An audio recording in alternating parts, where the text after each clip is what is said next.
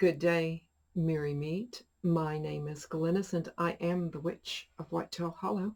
I want to warmly welcome you to my channel. I want to thank you so much for joining me, and thank you so much for joining me on Magical Monday Musings. Just a wee bit of fun to get everybody in the spirit of Samhain. And today I have actually a couple of recipes I just want to share with you really briefly. And this particular cookie recipe, I made this for the first time, I guess probably 7 years ago. And it was actually gifted to an office, an entire office, and someone else. And I never had an opportunity to taste the first one, but I did find out much later.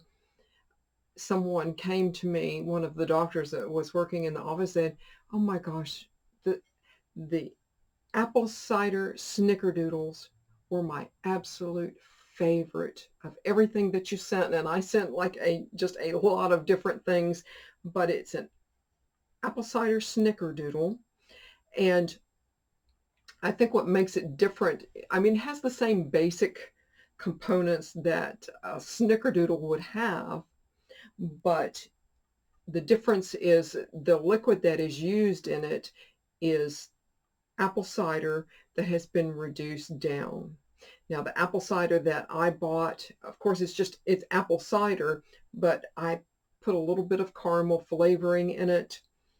And so there you go. And, I baked a few off this morning, and as things would turn out, I didn't want to actually leave them all sitting here. And so what I decided to do was to gift them to someone who lives close by. She works really super hard, and I know that she likes, apple and pumpkin and different things like that, and things with a little bit of spice in them.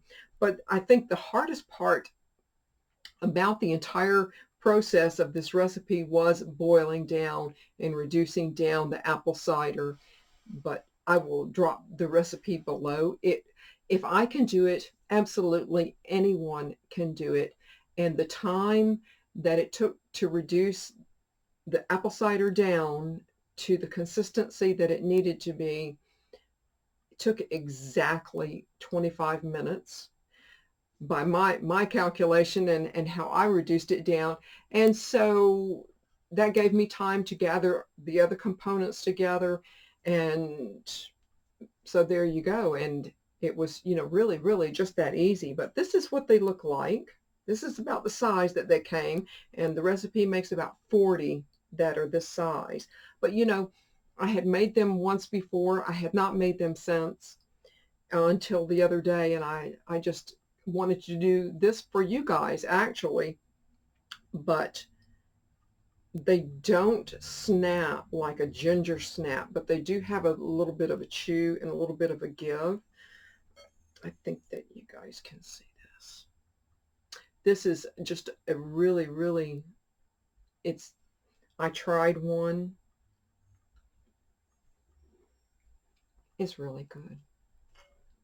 In all seriousness, it's really very good.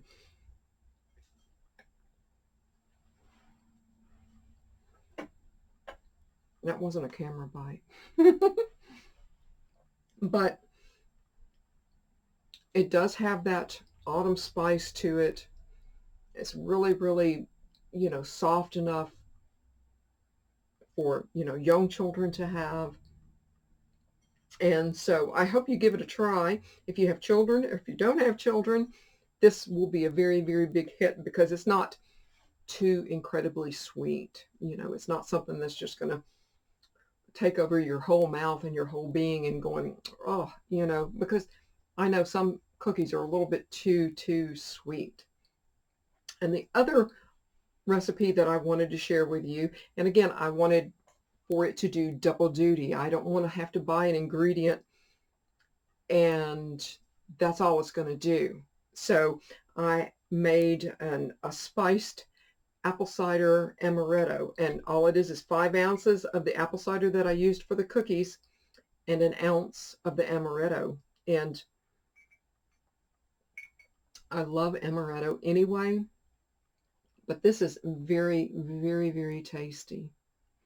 And I hope that you give this a try if you have any amaretto kicking around. If you want to make something for the kids, or just maybe a really light dessert, and surprise your partner with a couple of little cookies, a little bit of spiced drink after dinner, I think it would be a wonderful, nice thing. Just put you a little cinnamon stick on top, and there you go. I want to thank you guys for joining me. Merry part, and I hope to merry meet again. Goodbye, guys.